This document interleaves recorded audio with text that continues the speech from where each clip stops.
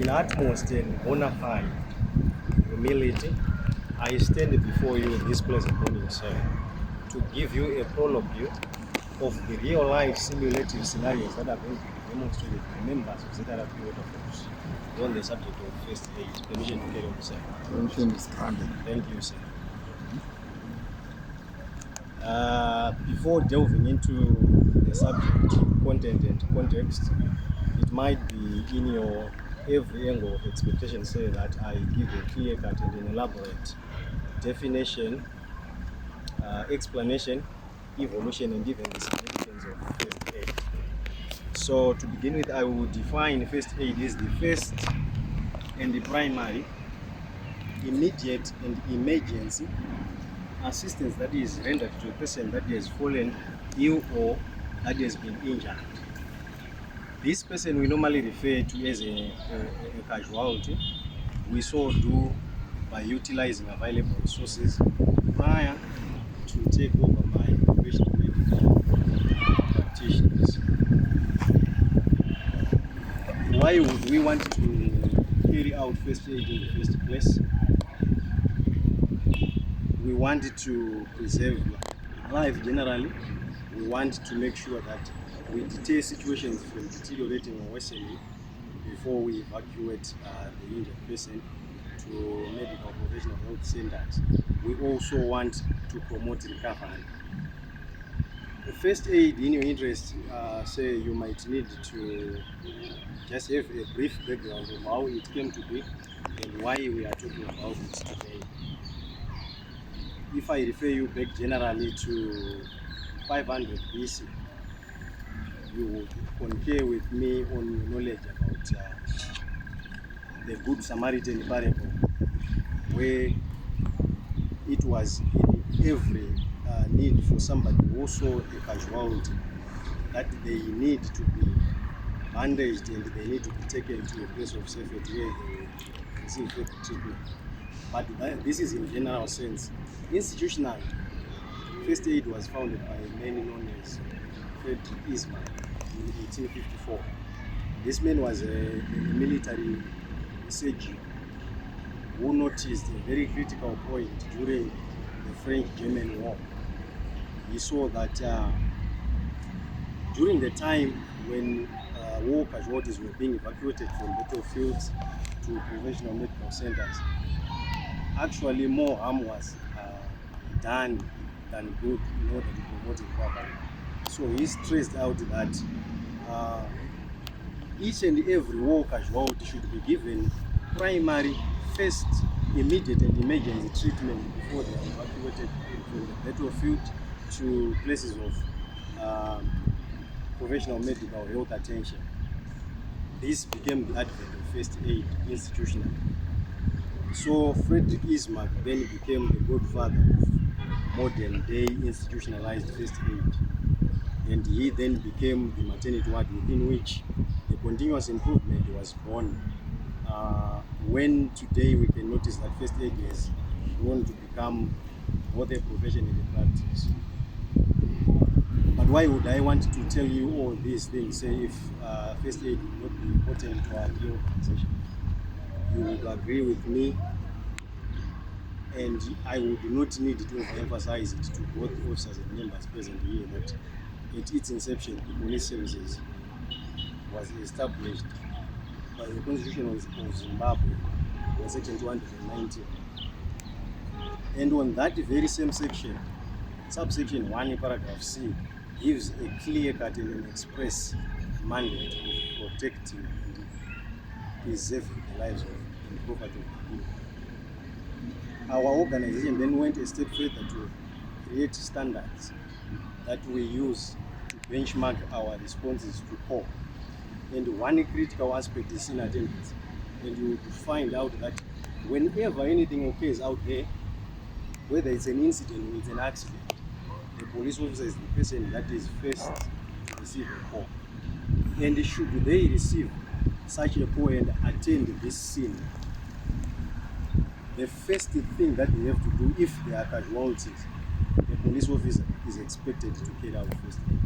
That is, if we wanted to succeed in upholding that mandate, of preserving and protecting lives of people and property, and also to justify the existence of the purpose of our existence. So yes, it is very, very pertinent. It is of paramount importance that members should be cognizant and conversant with the practices, principles, and operations of first aid. Without further ado, I would want to let God's grace and affinity to be infinite as you have the pleasure of viewing of demonstration that I'm going to make so shortly. Thank you, sir. Thank you. Okay. Mumbirire mau. Varikuya apa manje.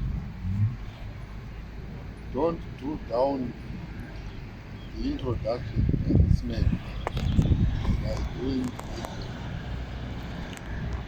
nofana kuendera nemashoko ake. You can carry on. I now know that we are called artisan, the surgeon who will disaster. Can carry on. Thank you, sir.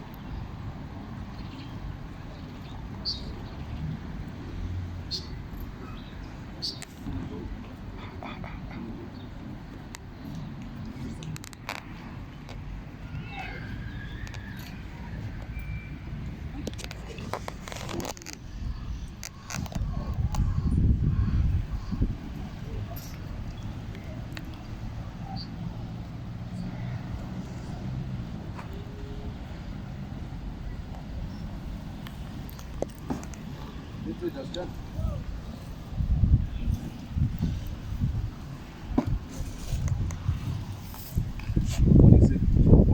I'm Sergeant also.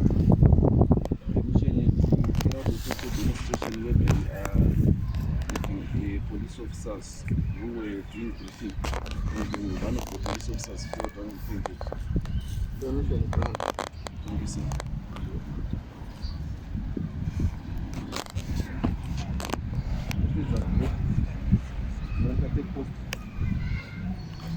This scenario, say you're going to witness police officers who are having the briefing. Their commander is briefing them strategies on how to raise accused person who is located in the place. But as they are carrying out their briefing, you witness one police officer losing consciousness and is going to faint, necessitating the need to carry out first aid.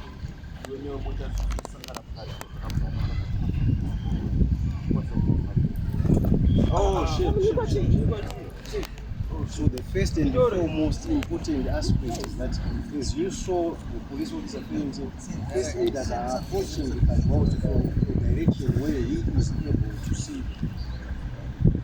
Firstly, the first aider is going to try and see whether the casualty is conscious. You will take him on the shoulder, calling him by the name. If he is not responding, he is going to tilt the head about 30 centimeters up, which we call jaw thrust. He's going to open his mouth and try to see whether he's not biting his own teeth or nothing is being clenched within the mouth.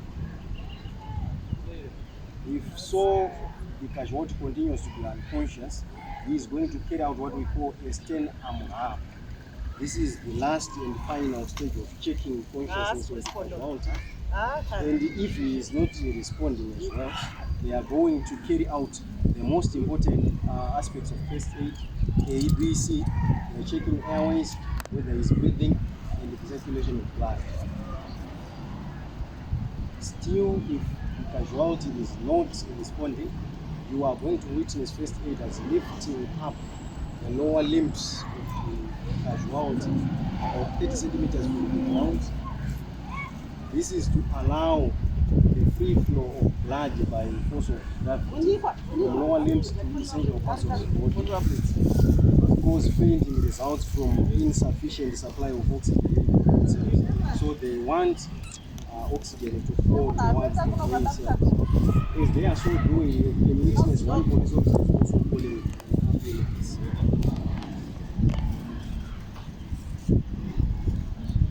because now blood is circulated freely, he is going to gain consciousness. And when he has gained consciousness, they are now putting him on the recovery position, which is the most flexible and most relaxed position for the casualty to promote recovery. Now that the ambulance has arrived, we are now going to part D, A, B, C, I will say it. B is the documentation that is happening. This is taking details of the ambulance driver, which is very, very critical and important, so to make sure that we will not give the wrong person a casualty. So the last thing that is left there is the part E, which is evacuation. No matter how petty, no matter how serious the injury, the illness might appear, the casualty will still need to be attended to by qualified personnel. So they are going to refer the casualty, which is the evacuation part.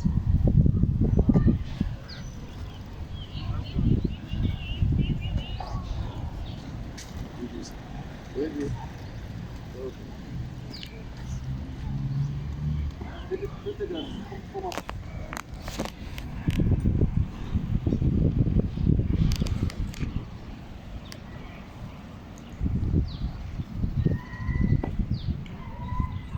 Thank you, sir.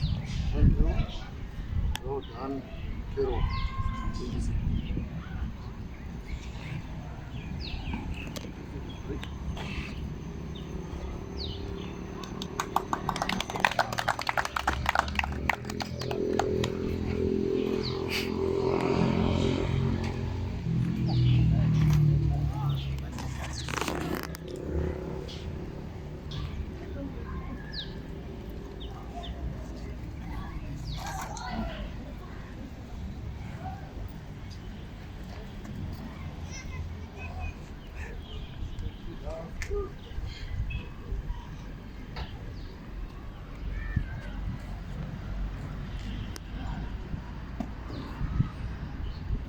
Good morning.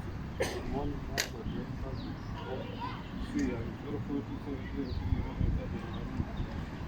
Narrator of Faith 852, permission to make a faith demonstration 3. Thank you.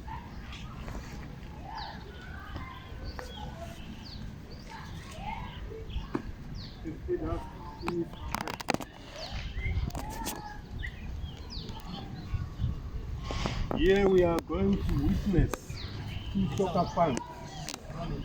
One supporting money and the other one supporting Chelsea. They put their money in favor of their team. Now this is the end of the match. Manu had suffered a defeat, but the Manu fans cannot lose his money. He had put an argument, he wanted his money back. But now he had struck the other fan with a knife on the head. The victim had been struck with a knife on the head. The knife remains stuck on the head, there in the skin. Now the police officers who are just on the patrol in the past by and had been informed of this incident. They will use the available resources. Those they rushed to the scene. They are rendering first aid, at least to alleviate life for the victim. From a general point of view, from a general point of a layman, it could have been better to remove the knife. But in this instance, the investigators are not going to remove the knife. This could worsen the wound. So they have applied a ring pad to stop bleeding. Now they are applying a narrow bandage to immobilize the ring bandage so that it remains in the place. Stop bleeding. There's reassurance here being conducted. The particulars of the victim are taken down so that they will inform the relatives. The criminal had run away. It's not at the place. So the police officer will get information necessary to ambulance has been called and now it has arrived to evacuate the patient to the hospital for further management. The ambulance details are going to be booked down so that a follow-up will be done on a victim.